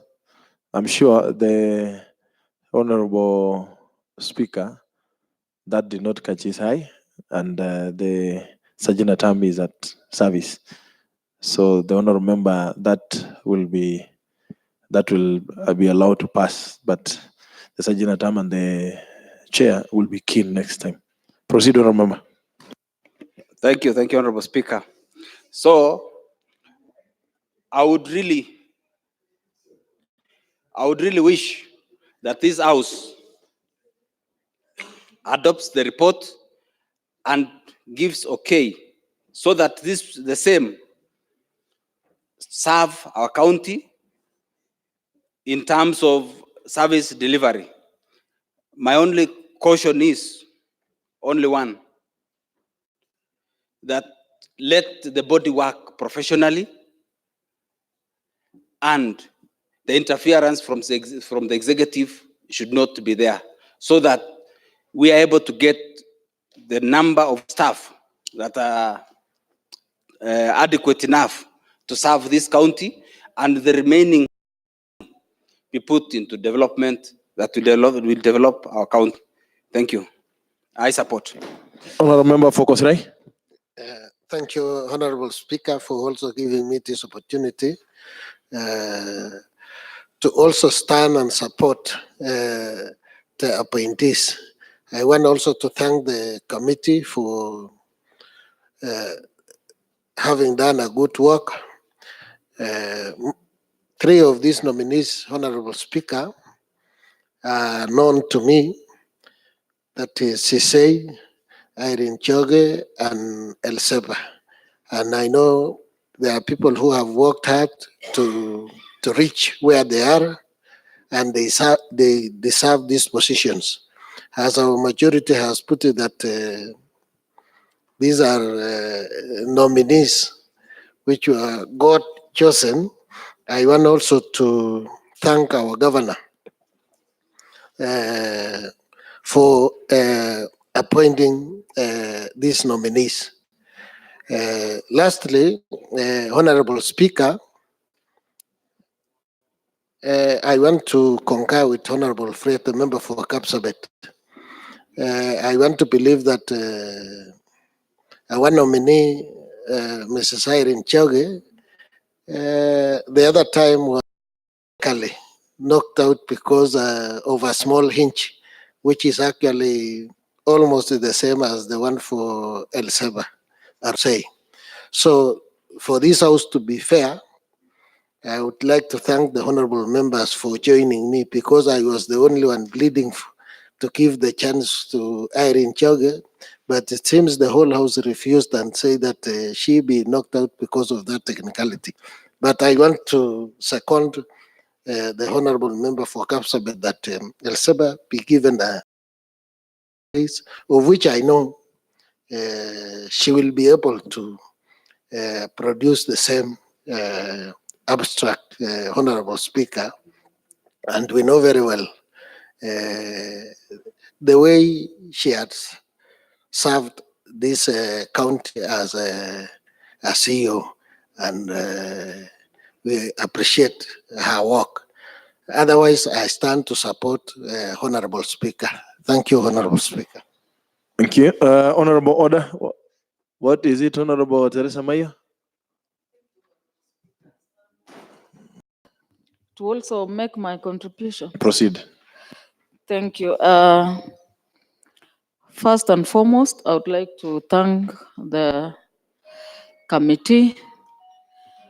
Despite the shortfall that I said yesterday, I want to thank them for the work they did, and more so the governor for nominating the people who have been nominated to that public service board. It is properly constituted considering the mix, Honorable Speaker, 4 men, 2 women, disability considered, so it's well gendered and done accordingly. It's also a mix-up of young and old people included. You realize that the Public Service Board is a very sensitive entity that needs or calls for serious integrity. And we are glad that most of these nominees are teachers, Honorable Speaker, who have actually been trusted persons we've entrusted our children with. And I'm sure we can also entrust our Public Service Board with them. I've worked with many of them. I've worked with Mr. Mwogoi in the Kenya National Union of Teachers, and he's one very straight man. He's very industrious. I've also worked with El Seba Lele, dealing with women issues, and I saw how organized she was when she was the CEO. Most of the meetings she organized were very perfect. And I really wish when she comes back, the entire team puts in order the public service, considering the issues we are crippling with, and it's actually properly done, like one member. This list, and I'm happy that most of the members have done so. despite Elseba's lack of one paper, of which I have no doubt she must have a in from now. So we are happy that Honorable Fred was sharp enough to realize even beyond the entire committee. So I support Honorable Speaker. Honorable Leader of Majority, right of reply. Mr. Speaker. Order, Honorable Rose. Asante sana Bwana Spika kwa kunipea nafasi hii pia. Ningependa pia kuchangia hoja ya kwamba naunga mkono hoja hii. Ningependa tu kushukuru sana kamati ambayo ili fanya kazi hiyo, na pia mimi ningependa sana kushukuru governor kwa kuleta majina haya. Sisi kama walemavu pia ni mara yetu ya kwanza kabisa kuwa na mwakilishi katika bodi hiyo ya public service, na ningeshukuru sana kwa sababu Mogoi ni mmoja ambaye mimi namjua, amekuwa ni mmoja ambaye amekuwa akipigania haki za walemavu, na tunajua ya kwamba yeye anaenda kufanya kazi nzuri pale. So ningependa kushukuru sana kamati kwa kuweza kutoa list hiyo, na ndaunga mkono. Asante. Leader of Majority, Honorable Milka Chumba. Thank you very much, Mheshimiwa Spika, kwa kunipea nafasi hii. Ingawa naingia saizi, ndio nafurahi sana vile hata nimeona utulivu yenye iko kwa nyumba. Nafurahi kuangalia majina haya: Dr. Daniel Kemei, Ezekiel Kiblimo Jemwar, Jacob Sisei, Irene Choge Jepkorir, Daniel Mwakoi Ruto Kiptarbei, and Eliseba Arusei. Hawa wote nasema naunga hawa mikono. Asante sana. Moja habari Mheshimiwa Spika. Honorable Member for Kapsabet, what is it? Ningependa kupata habari kutoka kwa Mheshimiwa Teresa Maiya, Mheshimiwa Spika, kwa sababu nimeona amechangia, ameunga wamama peke yake. Mheshimiwa Spika, hawezi unga mwanaume. Mheshimiwa Spika. Honorable Teresa Maiya, are you sure you want to respond to that? No, I want to respond because just accusing me when I said I've worked with Mr. Mogoi, and I said he's a very straightforward man. He's not a woman, and I actually support men 100%. That is Dr. Kemei. Personally, I've never seen him, but I've heard good sentiments, and I've seen his papers. And the fact that he graduated with the deputy president means that was a very serious class. And I'm sure they are going to do wonderful this board. And for your information, and comfortable. Thank you, Honorable Speaker. Honorable Member for the Leader of Majority and possibly Member Teresa, you should have clarified. Are you sure the Deputy President was in the same class with Danny? Are you sure? They graduated in the same graduation date, but you can be sure the two of them were not in the same class. If you look at the qualifications, but of course they shared the graduation day and the order list for that day. So, Honorable Leader of Majority. Thank you, Mr. Speaker. Let me take this opportunity to thank our Honorable House. Since yesterday, Mr. Speaker, up to including today, I want to sincerely thank our honorable members. They have always actively participated. This is the team, Mr. Speaker. We have not had sparkles. All the members are supporting. That is to mean the list is fair, Mr. Speaker. I appreciate the fact that all the members of this assembly are appreciating that this list is inclusive, Mr. Speaker. We have representation of people living with disabilities, regional representation of our county, and also gender balance, Mr. Speaker. I appreciate the governor for that, Mr. Speaker. That's why we've not had any challenge in this house as far as adopting this report, Mr. Speaker. It's only that identification of a small challenge by Honorable Fred, but I believe she will be asked to produce the said document, Mr. Speaker, because thank you so much for supporting our children. People come from Nandi. They are the natives of this place. And personally also, I was touched by this list, Mr. Speaker. You can imagine somebody in the village being chosen to become a member of service board, Mr. Speaker, who doesn't know anybody, Mr. Speaker. That means we are heading the right direction as Nandi County. And I believe this is the team that will drive our county with a lot of integrity, with a lot of fairness. I believe because our governor has been fair in recruiting them. Let them also come and be fair for our community, Mr. Speaker, so that they don't recruit or they don't employ because they know the father of somebody. You don't employ because they have resources. Let them employ because they qualify, Mr. Speaker. And I believe if they can be able to do that, our county will move forward, Mr. Speaker. Otherwise, thank you so much.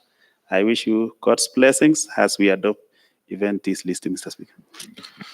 Honorable member, before I put a question, to give the following direction appertaining the name Arusel Semba, which the honorable member for Kapsabet has highlighted the lack of the current certificate of good conduct from the police. And I would want to refer to matters of similar context. During the first assembly on 24th of March 2016, during the deliberation on the approval of one name, the CEC for trade nominee, One Styles, that there was an issue which was raised by the same honorable member, Fred Kipkemboi, concerning the absence of a copy of the ID for One Styles, and the speaker of the day, Honorable Maritim, who was the temporary speaker, for lack of the copy of the ID, the matter on approval of that name was deferred to another day until that the copy of the ID was provided. Again, honorable members, one name that has become synonymous with missing documents, and all of us, of course, are now happy that finally she got it right. And one member has mentioned that she has applied for work in Nandi County 7 times. Irene Choge, on Thursday, the 7th of December 2017, on the report of appointment committee for the adoption of Nandi County Assembly Service Board, which Irene Choge was one of the nominees, and for the absence of the document from EACC clearance, also the same matter was raised. And again, we want to appreciate the consistency by the honorable member for Kapsabet. If I can read you an excerpt from 2016, where he also sought, I quote, tupe siku 14 tuangalie na hiyo nafasi ibaki kuwa ya TERIC. Tutapitisha lakini tufuate sheria. Again, honorable members, the honorable member for Kapsabet again, today has also again indicated that 14 days shall be provided for El Semba to submit that document.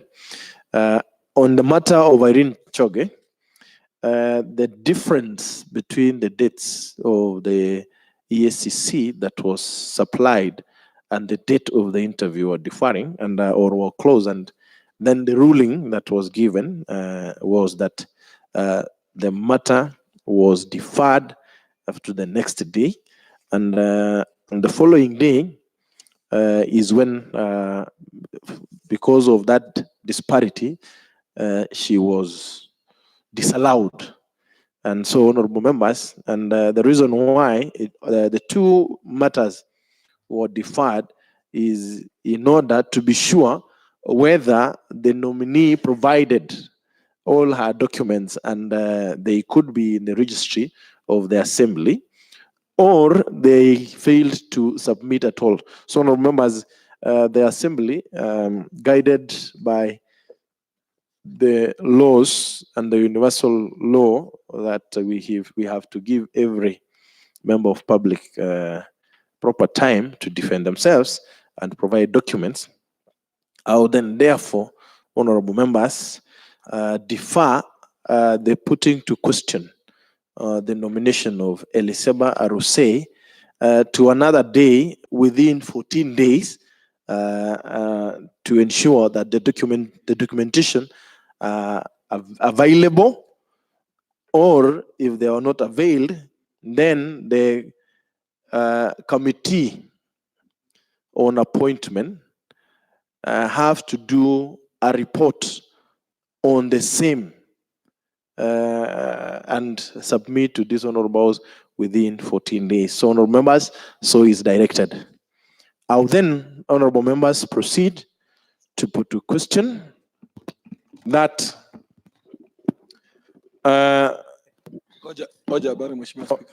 what is it, honorable member for Kapsabet? Pia nilikuwa nimesema kuhusu Mwagoi, Mheshimiwa Spika, kwa sababu ningependa tusomewe kama alienda tini ama alienda kwa wakili, Mheshimiwa Spika. Honorable member, a sworn affidavit has been provided, and I'm in custody of a copy, and you did also refer to a copy, Honorable Fred. The issue that you're raising, whether you went to court or not, I am sure, like the member leader of majority has indicated, seemingly during the vetting, Mogoi was asked to provide a sworn affidavit. It was not indicated whether he was asked to proceed to court. An honorable member for Kapsabet, I would refer you to the case also of one CEO, Chemtai, the CEO for tourism. You can remember he had also an issue with names, and she did provide sworn affidavit. Same is to the CEO Scholar, the CEO currently for the CEO for tourism. There was also an issue, Scholar to Way, there was also an issue, and sworn affidavits were provided. So, honorable member for Kapsabet, by virtue that we have sworn affidavits on the names of the same Mogoi, then that does not stop us from deliberating and proceeding with that matter. Pia Mheshimiwa Spika. Yes, honorable member for Kapsabet. Ningependa kupata habari kwako. Nafikiri wakati tuliapishwa mwaka 2013 tarehe 4 uliana sisi kule juu, Mheshimiwa Spika, Mheshimiwa Jen Chepkorir, Mheshimiwa wale waheshimiwa karibu waine, Mheshimiwa Spika, majina yao ilikuwa inapitiana kama Cheruta ilikuwa CH ama J, Mheshimiwa Spika. Na hao watu wako wapishwa, Mheshimiwa Spika, na wako ambia waende kutini, waliambia waende walete, Mheshimiwa Spika. Honorable member for Kapsabet, as fit is admissible in courts, and it is a confirmation on any issue of name. And honorable member for Kapsabet, you clearly remember that it was not the matter of the names alone for the people in reference. It was also the issue that you remember, including your issue on the results or the names that had been forwarded and gazetted by IEBC. So, honorable member for Kapsabet, as for the issue of the names, I have referred to how we have transacted before in this honorable house, which amounts to and qualifies as best practice, honorable Fred. So I would give direction that let's let that matter rest at that. Honorable member of Kapsabet. Ya mwisho, Mheshimiwa Spika, ningependa pia kuuliza wakati alienda kotini gani, Mheshimiwa Spika, kwa sababu ukiwa na kesi kotini, Mheshimiwa Spika, utapewa muhuri ya kotini ya koti low court ya Kapsabet ama ile koti ya juu ya Eldoret, Mheshimiwa Spika. Point of order, Mr. Speaker. Ningependa pia Mheshimiwa Point of Spika, order. pia Order, honorable member for Nandi, allow him to conclude. pia Mheshimiwa Spika, kwa sababu nimeona yake ameenda kwa wakili, sijui kama sheria itaruhusu. Unajua tunajifunza kila siku Mheshimiwa Spika, kwa sababu najua kama angeenda kotini ya Kapsabet sheria inasema aende kotini. Point of information, Mr. Speaker. Ama koti ya juu. Point of information, Mr. Speaker. Order, honorable member, leader of majority, honorable Gideon Koech, what was the issue? Mr. Speaker, you have clearly given direction. I don't know why Honorable Fred is still digging into the same ruling that you have given, that the issue of Mogoi, he has presented an affidavit sworn before a commissioner of oaths. It is admissible in any court, any assembly. It doesn't say that you must go to a court and a judge to swear you in or for you to swear before a judge. This is a commissioner of oaths recognized by law, and even the same judges. Mr. Speaker. Honorable member for Kapsabet, order, honorable member for Kapsabet. I think honorable member for Nandils, in conclusion, the member for Kapsabet said that we continually learn. So I think by him asking more, he wanted to learn more. And like you've said, clearly, honorable member for Kapsabet, like I've given direction, that let that matter rest because the sworn affidavit is admissible by any standards anywhere. Moja habari Mheshimiwa Spika. Honorable Fred. Pia ningependa kupata habari kwa Mheshimiwa Nandi ya kwamba Mheshimiwa Spika, nimeuliza habari Mheshimiwa Spika, sijamuuliza. Mimi najua jina yake Mheshimiwa Spika. Nini imemsumbua mpaka amechamuka Mheshimiwa Spika na sijamuuliza Mheshimiwa Spika? Bunge hii Mheshimiwa Spika, kipengele inasema ongea ukiangalia spika wako. Sheria haisemi niongee nikiangalia Mheshimiwa Nandi, Mheshimiwa Spika. Order, honorable member for Nandils. Order, member for Nandils. Honorable Speaker. Order, member for Nandils. Order, member for Nandils. I think I have before advised the two of you to continually learn from each other and have a discussion to teach each other. And it has come clear today that there is a lesson or two that member for Nandils can learn from member for Kapsabet, and also there are one or two that member for Kapsabet can learn from member for Nandils. So the two of you can have a symbiotic relationship to learn from each other. So honorable members, I will then proceed to put a question that this county assembly do approve the name of Daniel Kemei to be the chairperson, Nandi County as County Public Service Board. Will as many as of the same opinion say aye? Aye. As of the ayes have it. I would again put a question that Nandi County Assembly do approve the name of Ezekiel Kiplimo Chemor to be a member of Nandi County Public Service Board. Will as many as of the same opinion say aye? Aye. As of a contrary opinion say nay? The ayes have it. I would then again proceed to put a question that the Nandi County Assembly do approve the name of Jacob Kipketer Sisei to be a member of Nandi County Public Service Board. Will as many as of the same opinion say aye? Aye. As of a contrary opinion say nay? The ayes have it.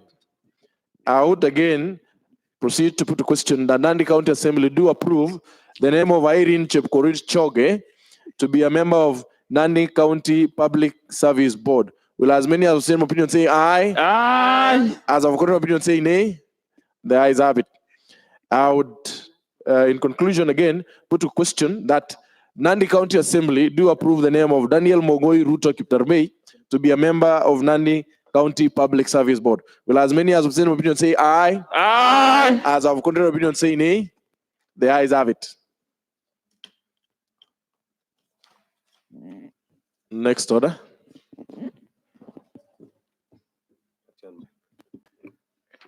Order number 9, adjournment. Until the next